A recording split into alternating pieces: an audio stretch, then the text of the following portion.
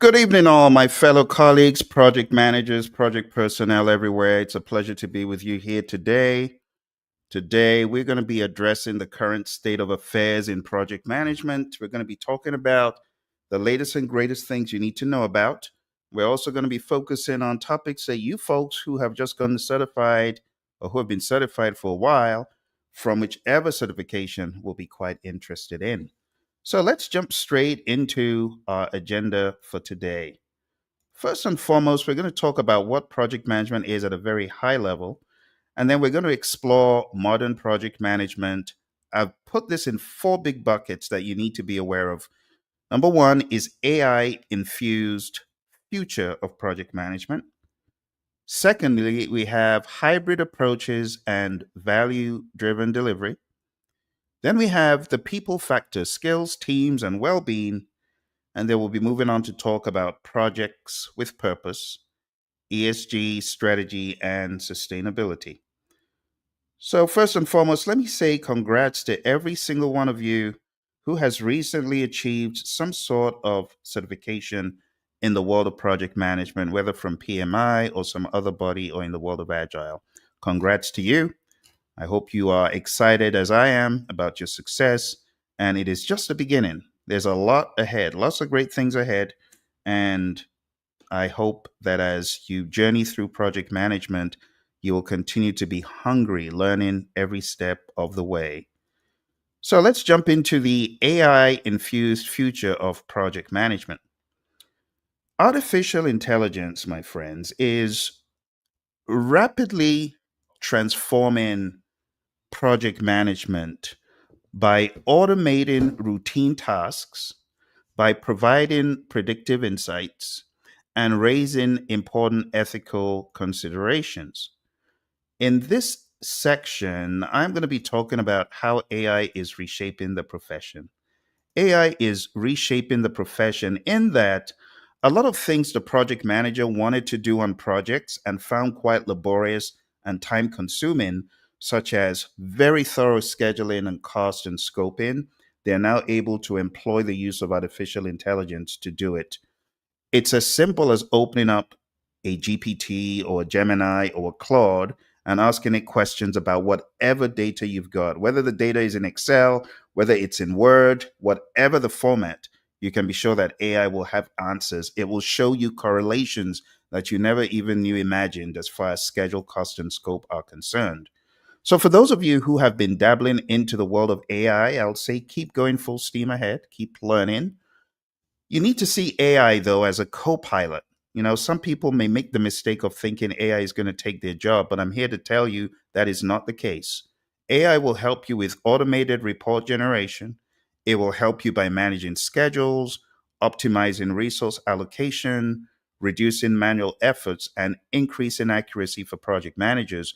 If you do not feel comfortable in using AI to do these things for you, then you need to get on the wagon, my friend, and learn how to leverage AI for report generation, for schedule management, for resource allocation and optimization.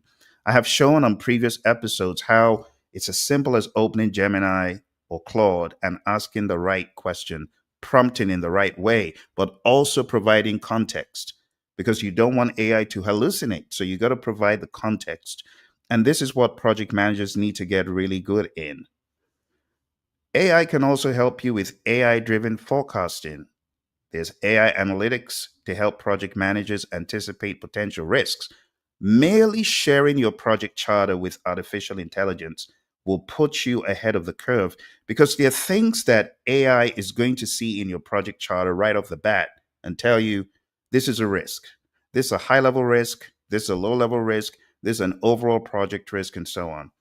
Also, when it comes to budget overrun prediction, depending on your organization, if your organization has given you the leeway to use artificial intelligence to manage projects, or as one of my mentees said, they've given us our own GPT in the firm, well, if that's you, you need to be using these tools.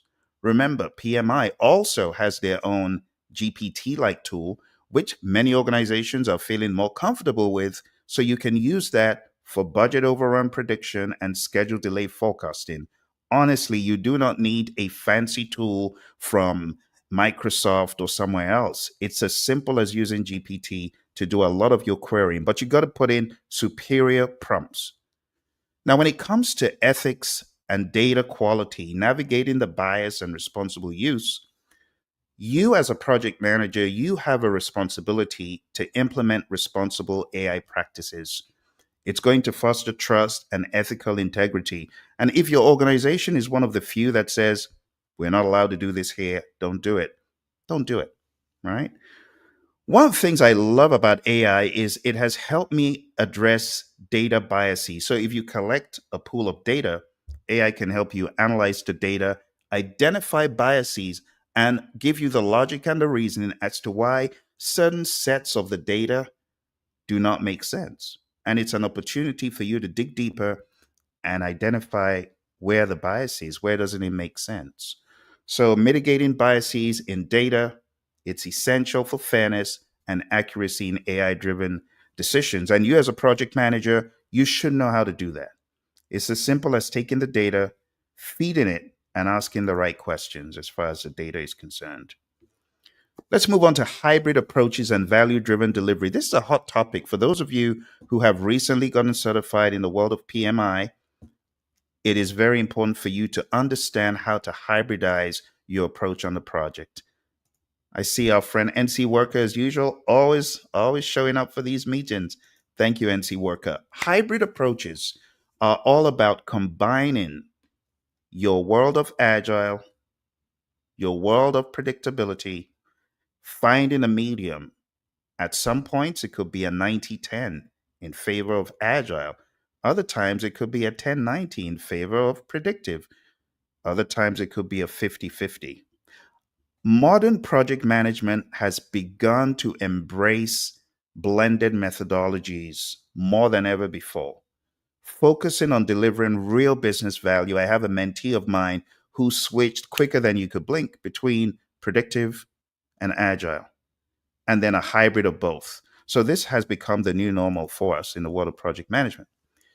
Now, beyond framework fatigue, it is important for us to be able to do that because hybrid project teams today are blending the world of agile and predictive, some people would say waterfall, to create hybrid frameworks tailored specifically to their project needs. So, as a PMP, CAPM, or experienced project manager, you should be combining elements from agile, elements from predictive, and customizing frameworks to tailor approaches. Gone are the days of a one size fits all. This is the latest and greatest happening in the world of project management. Another big one that the PMI has emphasized as far back as PMBOK 7 is outcome over output, focusing on business value delivered. You know, back in the day, we would talk about finishing the tasks and getting the deliverable and handing over to the client. And that's okay. But the world of project management today has shifted away from focusing simply on completing tasks and delivering a deliverable to achieving meaningful business outcomes. Now, the PMI, they'll tell you that value is the net quantifiable benefit that a user realizes from a product, service, or result. You could also say, in some way, qualitatively or quantitatively, assess the benefits. And that will give you an idea of value. It's the net of all those things. So the shift has gone from emphasizing just the output to now emphasizing outcome over output. And this is talked about in PMBOK Guide 7th edition. That is one of the emerging topics that project managers should be aware of today. Now, delivering measurable value ensures the project's impact stakeholders positively. So as opposed to you just saying, I'm the PM, I'm going to hand it over to someone else, and I really don't care about the end of the story. No, we now have a sensitivity to the end of the story. We want to realize the benefits, the value, the ultimate outcome.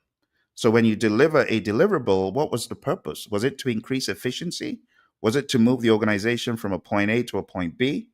Those are the questions you need to ask as a professional because today it's not enough to just deliver the deliverable. You must be thinking, who is the benefits owner? Do I have a benefits management plan or benefits register? These things are echoing louder than ever before. A lot of PMs would read it in a PMBOK guide and not really care. But I'm very happy that we're now becoming sensitized to the concept of value delivery. Now, that takes us into the world of Agile, the Agile mindset. Agile mindset in a lot of organizations is beginning to take root. And I'm happy about that because you don't have to label yourself as we're a Scrum shop before you are Agile. You could be Agile in your thinking. Remember, the Agile manifesto always talks about valuing individuals and interactions first over everything else. Processes, tools, outcome. It starts with the people. So, why do we get so hyper excited? Those of us who do anyway. Why do we get so hyper excited about the world of Agile? Because the mindset encourages adaptability. It allows teams to respond quickly to change across various industries. You're able to pivot. You know, the great Mike Tyson, he said, everyone has a plan until they're punched in the face. When someone's punched on the face, they're on the canvas looking up. It's too late. You should have thought of pivoting and you should have thought about developing the ability to pivot.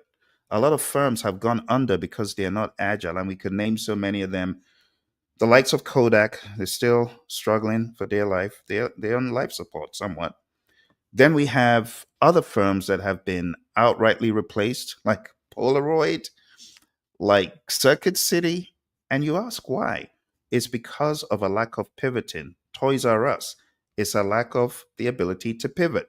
TM Lewin, those of you who know that manufacturer out of the UK, it's as a result of the lack of pivoting in tough times. So, beyond just using Agile for your projects, you got to be agile at the organizational level. Something else that Agile does for us is it highlights collaboration, the individuals and interactions over processes and tools, and understanding that we need to work daily with the customer. We need to work daily with our stakeholders. Agile also drives innovation. By embracing agility, organizations boost innovation and improve responsiveness. To be agile, four things that you need to be thinking of. And this is all from the Agile Manifesto. It says, through this work, we've come to value number one, individuals and interactions over processes and tools. Number two, working product. Value that over comprehensive documentation. And documentation is important, but it's not more important than your working product. Now, if your working product is a document itself, then use common sense, right? Customer collaboration over contract negotiation. Value customer collaboration over contract negotiation, because if you are in a collaborative mindset, the negotiation is going to go better. And then responding to change, value that over following a plan. And we're not discrediting any of these things. We're just saying value. Like as a human, you value water over food. As a business person, there's certain things you should be valuing over the other. So the world of Agile hasn't gone away, is still bigger than ever in this world. Let's move on to the people factor, skills, teams, and well being. This is bigger than life, larger than ever. You see, the success of projects, it depends heavily on people, primarily, not on AI, as a lot of the alarmists are telling you. Well, AI is going to replace you. No, no, no, no, no. It's not going to replace you. This is where the people factor comes in: skills, team, and well-being. Right. So here we're going to address the critical interpersonal skills, effective team dynamics, and fostering well-being in modern work environments. So power skills, as PMI calls them, are in demand. I like to just call them soft skills or leadership oriented skills. But when you're sending your PDUs, we call it power skills. So we have emotional intelligence, EI, the ability to negotiate, the ability to understand when to push and when to back off. There are times when you've already got what you're looking for, just back away as a project manager, right? Understanding the negotiation dynamics. Emotional intelligence is two things. Number one, being able to bridle your emotions. As a leader, it is so important that you can bridle your emotions and that you can positively influence the emotions of others. This is worth more than a ton of Gantt charts. Trust me. Just having that skill. EI over AI. AI is great, but have EI first, right? And then build on that with AI. Negotiation skills, the ability to negotiate, to know what is your best alternative to a negotiated agreement, going in with intentionality, knowing what you're looking for, and not trying to strong arm the other person, right? It's all about satisfaction. This is so critical for success in project management today. And then leadership abilities, just having courage, just hey, just being excited. Have you ever seen a non-excited PM try to lead and motivate a team? It's a disaster. So we need to be excited about what we're working on. If it's healthcare, if it's engineering, if you're working on government stuff. I was once stopped by a cop. He said I was going too fast. Maybe I was, but I told him I'm heading over to Honeywell, where we build stuff for the government. I was able to connect with him on common ground. But jokes apart, you always need to get inspired. I was fired up working at Honeywell. We're doing stuff for a greater cause. And it's important as a PM, you show your people you are a visionary, showing them the greater good of this project that you're working on. It's not just, I'm working for a paycheck. No, I'm working for a greater good. I'm working to help people feel better. I'm working on the breakthroughs in autism or cancer. I'm working on something that will be good for the environment. I'm working to make life better for the less privileged. You get what I'm saying? So your leadership abilities as a PM, this is where you can show your worth. Because when people hire PMs, trust me when I tell you, it's not the Gantt chart. Gantt charts are good. I love them. I'm certified in all that stuff. I'm an MCTS, right? I'm a junkie when it comes to WBS creation. I do that for a living, but I'll tell you that no WBS or Gantt chart trumps leadership. As the great John Maxwell, my mentor, would say, everything rises and falls on leadership. So it excited me when PMI began throwing in leadership as one of the PDU prongs. Leadership abilities, effective leadership that will guide your team through challenges. Okay.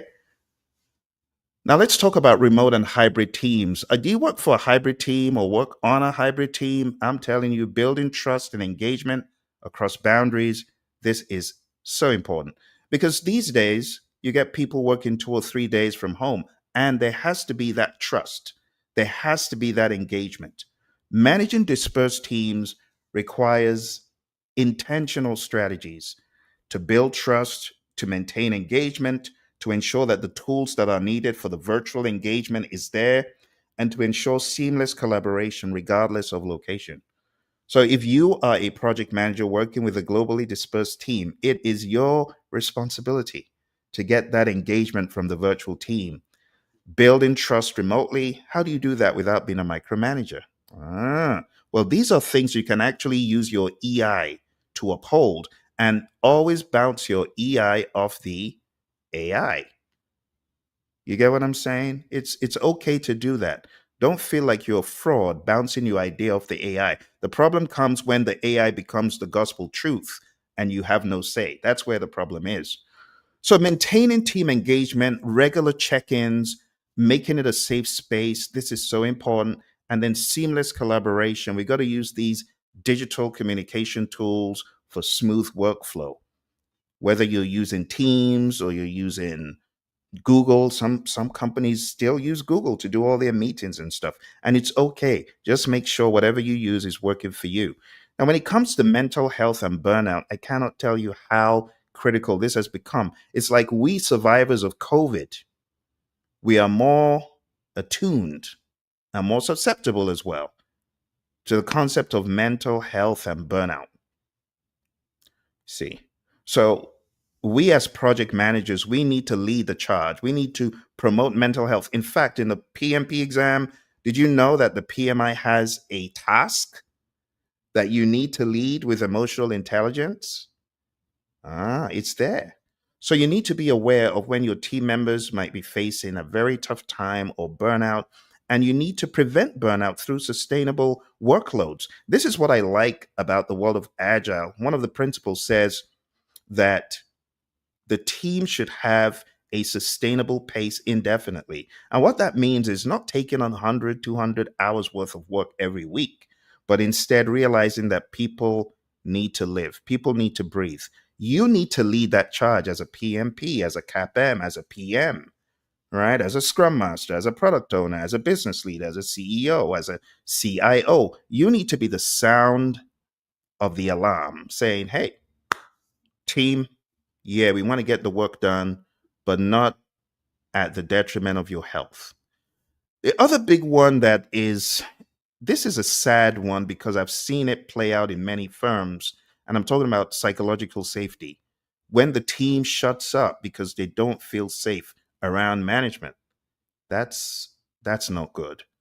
So as leaders, we need to create an environment of psychological safety so that we can foster open communication and reduce stress. You know, John Maxwell says, don't shoot the messenger. You bring me a bad message, bam. No, don't do that. Don't shoot the messenger. Allow the messenger to tell his or her truth about how they see things, right? Bill Gates had this open policy where you could make him know anything going on around you and he would take action. That's why we have Edge today. Internet Explorer probably would have died if the guy who said, you need to see what's happening at Cornell University, they're using technology differently. You see, there needs to be a don't shoot the messenger policy. And then when it comes to team resilience, as a result of the mental health being understood, giving people, just cutting them some slack. People are humans. They need to understand that you appreciate them, that you are grateful for the work they put in. You know, Victor Vroom, he says, people remain productive and they put in good work because they expect to be rewarded. Expectancy theory, right? So these are things that you as a project manager need to be hyper aware of in today's world. Now, when it comes to this world of environmental, social, and governance, you as the PM, you need to be all up in the business of all three prongs. You need to understand the environment that you're in. And when I talk about environmental, I'm talking about green energy, I'm talking about being aware of the geopolitical landscape, social, and governance. This is more important than ever before for the project manager. Okay, let's break it down a little bit more. Embedding ESG principles into every phase of project management promotes responsible practices that support long term organizational goals and societal impact. As a PM, be more aware. I want to invite you to look at the PMI's webinar portal. For those of you who have not, go to projectmanagement.com and look at the webinars that PMI has put out there for you. Because by the time you're done with some of these webinars, you'll be more aware of how to incorporate environmental, social, and governance principles. Sometimes it's a discussion you have at the beginning of the project. And you, as the project manager, as the PMP, you got to be embedding ESG in project phases. You don't necessarily have to be working in construction or energy before this is of importance to you. This is where the world is headed, right? ESG driven projects contribute positively to our society. So, as a PM, you should be aware of all this stuff. Green project management is big, leveraging sustainability for competitive advantage. Be aware of what other companies in your space are doing, leaders in your space. Green project management focuses on minimizing ecological footprints through sustainable resource use and waste reduction. And it helps distinguish you from other players in the game. It helps you stand out in eco-conscious markets. So if you're in the area of oil and gas and energy more than anyone else, of course, you need to be all up in this business, but not just those industries, every industry, even medical, healthcare, whatever it is. You always want to be looking for opportunities in this regard. Now, let's move on to the topic of the PMO. Newsflash. What is a PMO? PMO stands for Project Management Office. Some people call it Project Office. Some people call it program office or portfolio office. Now, this used to be a staple model in a lot of firms, but the news flash is this: the PMO is morphing and changing direction in a lot of firms. I know this not just by reading a book, but by practicing in the field and seeing what a lot of my clients are gravitating towards. They're gravitating towards other models like a project management center of excellence. You get what I'm saying? Or a value delivery office. They are now looking at a PMO as being a little bit heavy handed in the eyes of many. I'm not saying that means a PMO is heavy handed. I'm just saying that unfortunately, in the early 2000s, PMOs got a bad rap because they were truly doing bad, whacking people over the head, tracking people down, and shaming them. And while it is important to manage organizational dollars, the way to encourage community and excellence is not by carrot and sticks. I'm not saying all PMOs are like this, but this is the rap that they have in a lot of firms. And honestly, I was training once in one of Warren Buffett's companies up in Georgia, and they said, Phil, let's not mention that word. Let's not say PMO because we tried it before and it didn't go down well. So we are not using the word PMO. We're going to try to do things more communally. And that's where we are today. This was like 10, 15 years ago, but today it's even a bigger noise. Let's not use PMO. Let's use a project management center of excellence or a community of practice, a COP. All right. So when we talk about PMOs, there are a lot of organizations that have executive PMOs. And if you don't have one of those, maybe you should consider having one. Because at different levels in the firm, there need to be a different type of PMO. You can't say a PMO is controlling or it's directive only. There has to be a morphing and adaptation at different levels in the firm and for different types of projects. So for very basic small projects, maybe what you have is a supportive PMO. But as the stakes go higher, you have to begin managing differently. Okay. And as the organization evolves, you must have a community of practice. In my mind, it's not even a maybe. No, every firm, I don't care whether you got PMOs at different levels, you need a community of practice. You need at least a discussion, a forum, so that your PMs can grow and expand. A lot of PMs, they get PMP certified and they go back to their organization. There's no support, there's no dialogue. So I'm giving you the charge as a project manager. Why don't you begin a community of practice? Have monthly touch points where you share the most pertinent lessons learned across the firm. I'm giving you a charge to start that. I started something similar at Honeywell. It wasn't a center of excellence, but it was a community of development to help those who are failing the PMP exam. It doesn't take too much to do. Bring a couple of pizzas, depending on your team, 5, 6 pizzas, get executive support, and begin to lead. Begin to lead a community of practice. Yes, there are PMOs, I understand. So we have different reasons why we have project management offices. Strategic PMOs drive innovation by encouraging creative solutions. We have PMOs providing critical advice and insights to leadership for informed decision making. And then we also have PMOs ensuring that projects align with sustainability and business objectives. And I've seen this role being played not only by a traditional PMO, but also a community of practice or center of excellence. All right. So nothing should prevent you from executing. You know, one of the things I hear from a lot of PMPs, classic, Phil, I'm certified. Okay. They don't practice PMP in my firm. What are you doing as a leader? And they're like a day in the headlights. So I'm giving you the charge today. Begin to lead. It didn't say project manager in waiting, did it? It says project management professional. You got to be a pro. A pro is not asking where to go because a pro knows. You are the person leading the charge, not, oh, my boss didn't let me. My boss didn't give me the templates. You create the templates. You get what I'm saying? Because I hear that a lot with my new PMPs. They're scared of moving. Don't be scared. You have the power to do that. You're a PMP. You got the stamp of approval from PMI. So, in conclusion, embracing change to lead in modern project management, you got to be adaptable to technology. You got to combine the world of agile, hybrid, predictive. It could be a goulash sometimes, but don't be afraid of experimenting. You see, this is why I say go read up the Scrum Guide, because Scrum is just a series of experiments. Don't be afraid of experimenting. That's how you get your empiricism.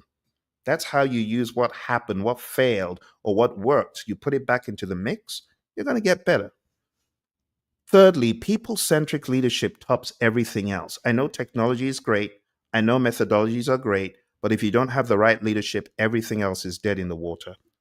Purposeful projects, you got to align projects with meaningful goals. Okay, now let's talk about the state of affairs of project management in the world of certifications. Ah, well, this is one that a lot of people would like to hear. If I was going to tell you my top three project management certifications, I'm curious, what do you think they are? Chat them into me. What are the top three? My friends on Instagram, I see you there. Thank you for coming through. My friends on YouTube, thank you for coming through. Chat into me. What are your top three PM certs? Do you have an opinion about that? Well, I'm not biased, even though I'm one of them. But number one is PMP. It has continued to resound as the dominant certification in the world of project management. That's number one. Number two in the world, which, if you wanted to say, is extremely visible these days, it will be CAPM. It's becoming more and more visible. And thirdly is Prince 2, very highly visible in the United Kingdom and a few other countries. But when you talk about the number one global leader for project management in terms of a certification, it has to be the PMP. Now, when you talk about the leader in the world of Agile, chat into me. What are the top three Agile certifications in the world if you're going to give them in order? So, the most known Agile certification in the world, based on my research, is a certified Scrum Master. The next one behind that, that is highly regarded, it is considered to be street cred. If you're truly a boss, you should be able to kill this thing. If you can't, you're small fry. It's PSM, Professional Scrum Master by Ken Schwaber. It's become very popular, very far reaching, and you don't necessarily have to, take a proctored, strict people looking at you on a camera kind of exam. No, they give you the questions, and it's up to you to be ethical and take it the right way. But a lot of people fail it. A lot of people fail PSM. But a lot of my mentees have taken it and passed it because they've learned the basics, the mindset, and then on top of that, they've learned the mindset for Scrum as well. So it's the CSM, the PSM, and if I was going to give a third one that is becoming more and more popular as the days go on, it would have to be the ACP because PMI have stepped up their game in making it more prominent. So those three. Now I could go on talking about anything in the Scrum Alliance suite, the product CSPO, and all the others. But I don't want to go down that road of talking too many certs. But if you are looking to get one, and depending on what your goal is, if you want a job and you had to choose between those three, it would be CSM because that's on all the job boards. Majority of the job boards are looking for a certified Scrum Master. The PSM is heavily regarded because it's from Ken Schwaber, and they've done a good job of building it. And then the ACP, not a bad one either. So as far as certifications are concerned, in the world, PMP is still the leader. Okay. All right. So going into the global landscape of project management just one more time, you got to understand that there are geographical variations. Project management approaches might differ at a very high level globally. There are also cultural values and practices, and these have to be acknowledged. When you go into a new place, they're not going to do things the way they do them in the UK or the US. You also need to understand economic development and technology availability are going to shape adoption and adaptation of project management approaches. In a lot of the Western countries, they've got so much firepower and technology, but that's not the case everywhere else. In some places, even a steady computer with a dedicated internet connection could be a challenge. So let's not take those things for granted. We talk about industries driving project management growth. IT is huge, of course, with the advent of AI. Construction is also big. Construction projects, they will always continue to demand intricate building processes and planning, a lot of heavy front end planning. The healthcare projects, they need structured project management as well. I know a lot of people in the healthcare industry that have gone their PMPs and they are successful because the healthcare industry needs people like that have a structured approach to managing projects in that industry. And manufacturing, in addition to product managers being very prominent in this industry, it also relies on project management for optimization and timely product delivery. So if you have invested, I don't want you to look back and say, oh, why did I get this PMP thing? I shouldn't have gotten it. No, every industry has challenges.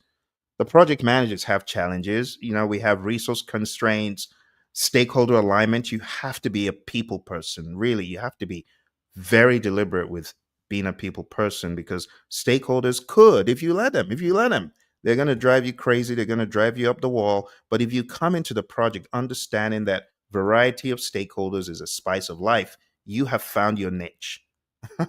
It got to a point I would take pleasure in my stakeholders and their diverse palettes and behaviors and mannerisms.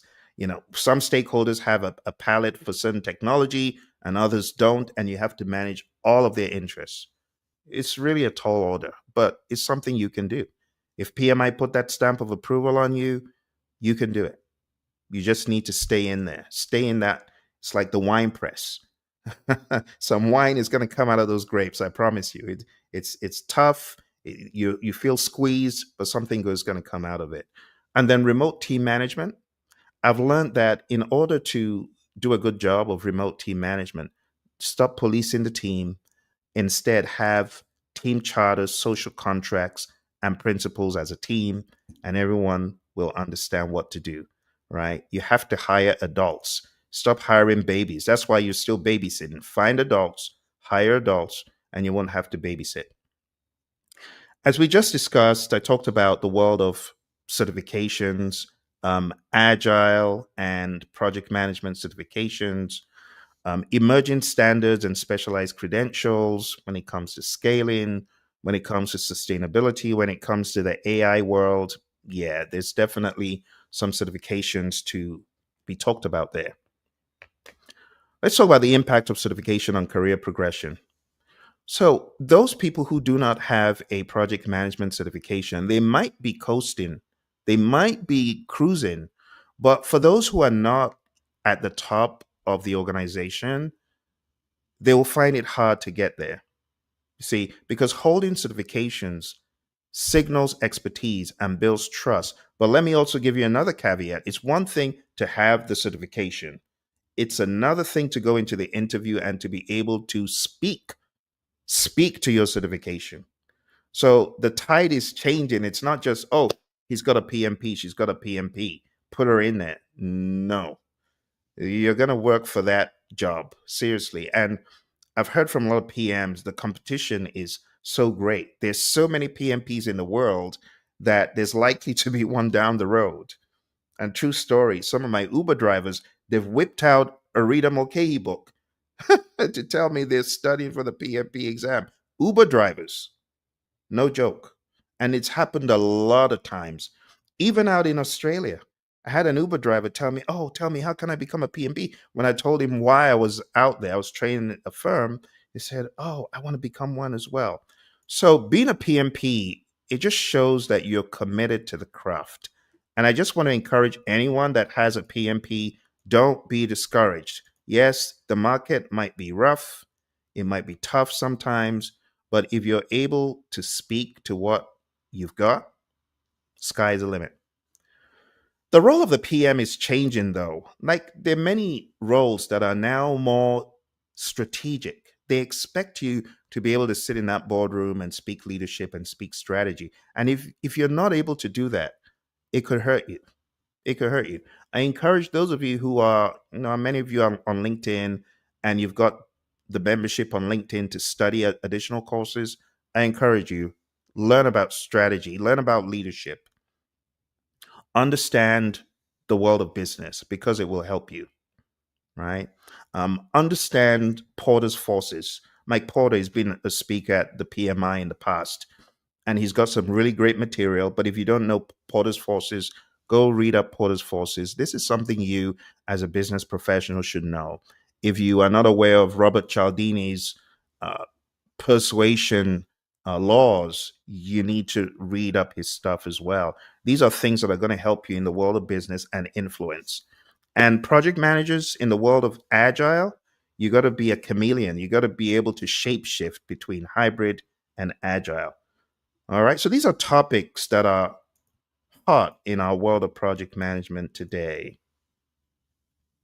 Project managers should be all over software tools. Don't look at software tools as a challenge. I know some people are scared of Jira or scared of Confluence or Asana or ClickUp. These should be your play tools. You should be flexible to use any of them. And I encourage you, go study these things up. They're all over the place. Find them on LinkedIn, find them on Udemy. But whatever you do as a PM, you need to know your tools. You need to have tools in your toolbox. A lot of PMs don't know how to develop a schedule. What? No Gantt chart. These are things that are going to help you in the world of project management. If you can't do these, you're slowly being left behind. AI driven tools, and there's so many of them, but you need to begin digesting AI by picking up a few tools or picking up tools that have always existed that now have AI. Or you be a boss all by yourself and build that thing.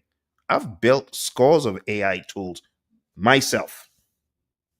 Whether you're using full blown coding or you're using vibe coding, I don't care. Just be able to build a tool that can be purposed for whatever challenge you're going through.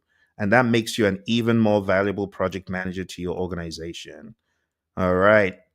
My buddy Daryl, every now and again, you see him pop up, Daryl Mesa, Darrell. He pops up every now and again on LinkedIn, and you see him doing vibe coding. I see a lot of PMs, they don't even know what to do with coding. You need to follow people like that. Look for Daryl. Maybe what he shows on one of these days can help you. The light bulb will come on and you'll be able to build your own stuff.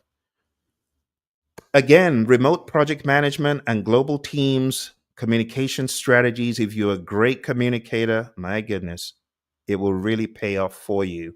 And if you're able to coordinate, you're able to see multiple workflows and know how they come together. And if you're culturally sensitive, you are on the right track. All right, let's move to discuss the concept of business thought leadership in project management. Here we're going to talk about influencing emerging practices and future directions of project management. Organizations such as the PMI drive project management forward through a lot of research and thought leadership. What I like about the PMI is they give us certain papers and an understanding of where project management is going. And one of their more recent papers, the Pulse of the Profession, the PMI Pulse of the Profession, which I'm going to go over with you extremely rapidly now, they talk about what is missing in the world of project managers. And what is missing is business acumen. A lot of PMs are great with the tools of project management, but when it comes to business, there's a skill gap, right? We find that PMs do not have as much business acumen as is needed for the profession. And the pulse of the profession shows us that it is critical, right? Business acumen in project success is critical. So First of all, we need to see ourselves as three-pronged project managers. We need to have an understanding of leadership, of business, and of the world of process. And business acumen will enable you as a project management professional to ensure your project supports organizational objectives effectively. When you understand the business, and this is what I tell PMs who are looking to really make a trajectory, upward trajectory in the firm. I tell them it's not enough for you to know your PM stuff. When you go into a firm newly, you must study the firm. You must study the leadership in the firm. You must study the business, the products from the firm, and you must understand what people three, four levels above you are doing. That is how you develop a 360-degree leadership. Understand what's happening up, be able to lead sideways, understand what's going on with your peers, and understand what's going on downward. When you do that, in the words of John Maxwell, you become a 360-degree leader. You lead up by communicating the important things up, by understanding the vision. You communicate down by sharing the vision. And sideways, you become a leader sideways by understanding what your peers are finding hard and you coming up with solutions and developing partnerships. But it all starts off with you understanding the fuller scope of the business in a firm. It's not enough now for you to just say, oh, I got a job at this firm. No, you need to understand the business of the firm, right? So business acumen distinguishes high performers who deliver greater value to the organization. I remember I learned this really, really early in my career, like over 2 decades ago. I remember going into a meeting with my boss at Honeywell, and he introduced me and said, Phil, say a few words. And by the time I was done, the directors in the room were saying, wait a minute, how, how long have you been here? how do you how do you know all that stuff? It's intentionality. You got to know the business, you got to know the products, you got to know who knows who. You got to understand the network. That's what makes you powerful as a project manager in a firm. It's not enough for you to get the job, but you got to work the job by understanding the business, right? One topic that we talk about in project management a little bit is strategic thinking. There's a difference between big picture strategic thinking, and that prioritizes long term goals and overall business impact. You may not be a C level executive, but you need to think like one to be successful as a PM these days. Tactical thinking focus, right, is also important, but that is more with the short term execution and immediate project tasks for effective delivery. And then project managers, the hard task, and honestly, trust me when I tell you, project management is not for the faint in heart. But the hard part in project management is for you to be able to bridle the world of the tactical and the world of the strategic. It's like you got to be a chameleon each and every time, being able to see what is important in the near term and what is important in the horizon. You got to understand all that stuff to be effective. So, in the Pulse of the Profession report from the PMI, we see a sensitivity to this. And they ran a survey, right? The 2025 Pulse of the Profession report.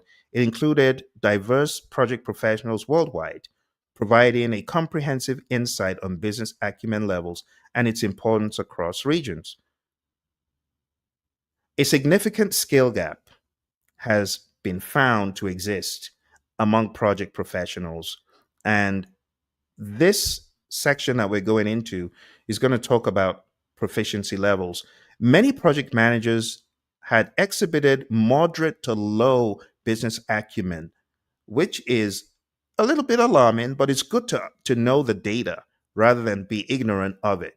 So a lot of PMs, they don't have enough business acumen and it's limiting their ability. Let me zoom in here for you for a second. Let's get the magnifier. Okay. So many project managers have only moderate or low business understanding, and it impacts project success. Yeah, they know the Gantt charts, but they don't know the business. And some of them are scared of the business. They've got limited business acumen, and it reduces your ability as a PM to impact those strategic decisions effectively. You cannot sit in the boardroom and speak with executives about the business because you don't even understand it. You don't understand the process. You don't understand the company landscape. You don't understand the network. And if they were to leave you with the keys of the company, it will go under the very next day. That's not good. Insufficient business skills add risk to project delivery, they hinder achieving objectives, and it also is a huge risk to company continuity. When people leave, then you're left with a PM or people that do not have the right level of business. And then we have to look outward to get more and more people. And that's not the way to do it, right? The data revealed distinct groups with varying business acumen proficiency, highlighting the need for targeted development programs to elevate the skill levels across the profession. So the data identifies three clear groups based on business acumen: high, moderate, and low.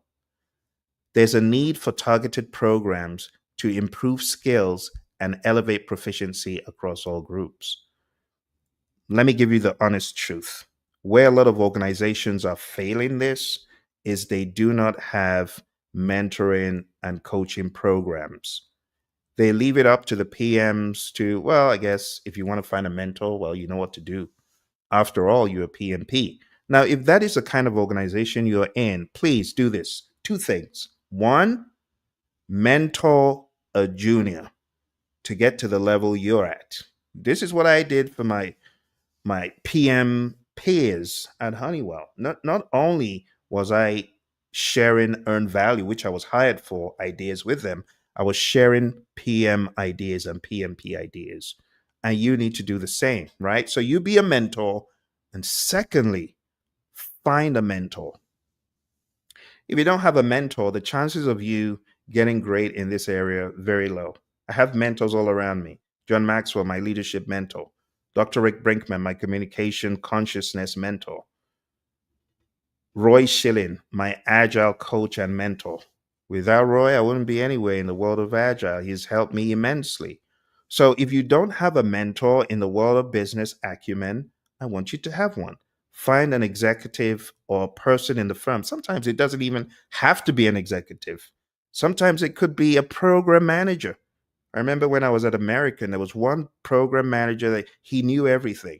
Jim Potts. Shout out to Jim. Jim knew everything. He could work on any program or project, whether it was refurbishing aircraft or doing something in IT. He was all over that stuff. I'm like, dude, how do you store this stuff in your head? But he knew where to get what he needed. You see? And you need to have someone, you need to have your own gym in your corner so that such people can mentor, coach, and equip you to be even better in business acumen, because this stuff PMI is showing us is quite alarming. And I've seen this in a lot of firms. The PM is just nose to the grindstone doing Gantt charts, and the business zero, zero. No one's at home. They got no clue. So we don't want to be like that. And I realized I needed to get good with it. So back in '06, when I joined Honeywell, I made a point of duty. That was like the first place I got the epiphany to study the firm, study the business, know the players, know the product, know the players, know the portfolios, know the programs, know where all the bodies are buried. And the only way to do that in a lot of instances is coaching and mentoring. So, through what PMI have presented to us in the Pulse of the Profession for 2025, we've discovered that insufficient business acumen hampers career progression and reduces organizations' ability to leverage projects for competitive advantage, emphasizing the urgency to close the skills gap. So, PMI is bringing this to our understanding. And in this next section, the PMI quantifies how strong business acumen improves project success rates, how it improves budget and schedule adherence, and supports strategic decision making with broader performance metrics. So, the PMI unearths the fact that projects led by professionals with high business acumen demonstrate significantly higher success rates compared to those with lower proficiency levels. Enhanced business acumen correlates with better control over budgets and timelines, reducing overruns and improving stakeholder satisfaction. because, of course, they're more sensitized to those things. Business acumen enables the PM. Let's go into the detail here. All right. So business acumen enables the PM to incorporate broader metrics such as business value. They're thinking value, they're thinking outcome, they're thinking customer impact, they're thinking elevating project performance beyond the traditional measures. Yeah, schedule, cost, and scope are good, but there's more to the game than that, right? Project managers are transitioning in today's world from tactical executors to strategic partners. And for all my PMs who've gone through my coaching and training and are discovering this new world, I just want to give a round of applause to some of you, because some of you come back to me and say, Phil, I can't believe I'm handling this huge initiative. I'm handling millions of dollars, hundreds of millions of dollars, Phil. And I'm like, hello, that's what PMI got you certified for. Why does it surprise you? But those individuals are the ones who play the game of knowing the business. You got to know the business. It should keep you up at night. It should be your waking obsession. I need to know the business. I need to know the company. I need to know how it's run. I need to know the key players. That needs to be your mantra. Broken record mode until you begin to see some traction. Project professionals are increasingly expected to contribute to strategic planning and business growth, requiring a shift in mindset. It's not enough for you to just think tactically anymore. PMI is emphasizing that number one, you need to have financial literacy. You need to understand financial concepts. You need to be able to think strategically. You need to be able to solve problems intentionally. And for that reason, some of you who are meant to be problem solvers and you're having a tough time, you need to read books like DigSiv, DIGCIV. Go to digsiv.com. Some of you are meant to be problem solvers, but your problem solving process is jammed. Maybe digsiv.com can help you. That's a framework for problem solving. It also helps you with strategy and big picture think.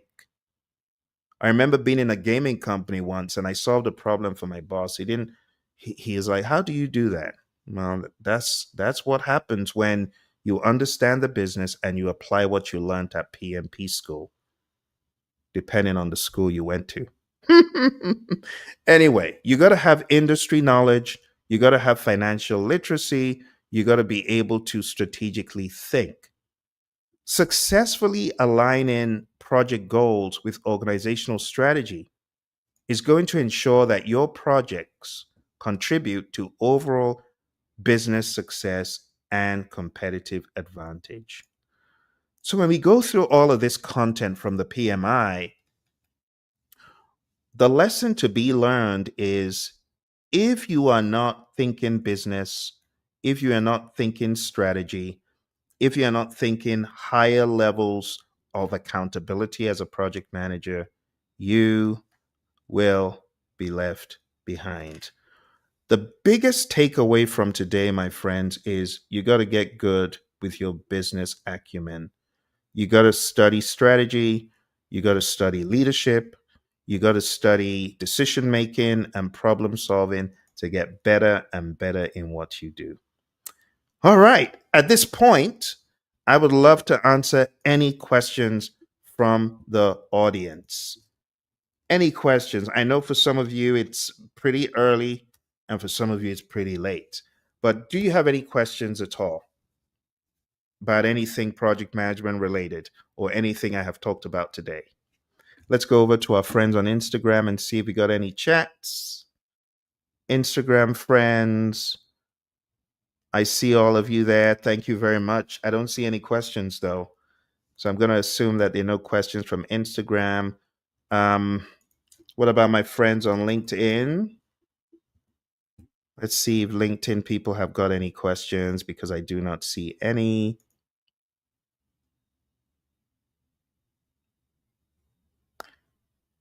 Let's see. Checking out LinkedIn. Okay. No LinkedIn questions. Any YouTube questions? None. All right. Well, if you have enjoyed this presentation, go ahead and smash that like button. I know for some of you it's bedtime, so I appreciate you being here. If you are my friends deep down under in Australia, well, good afternoon to you. And if you're in the UK, thanks for waking up so early to watch. If you're in Asia Pacific, EMEA, all those regions, I appreciate you coming on. All right. Feel free to drop a question even after the session, because I know some of you are going to be catching up later.